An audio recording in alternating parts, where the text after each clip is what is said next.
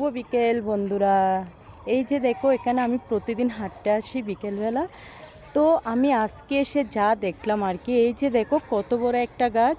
কালকে খুব ঝড় তুফান হয়েছিল, তো এই গাছটা হয়তো কালকে ভেঙে গেছে। তো এই গাছে অনেক ফল ছিল, আমারও খারাপ লাগছে, অনেক ছোট ছোট ফলও আছে এখানে। আরও একটা গাছ ভেঙে গেছে, আমি তোমাদেরকে দেখাচ্ছি। তো দেখো এই গাছটা, এই যে দেখো গাছটা কিভাবে ভেঙে গেল।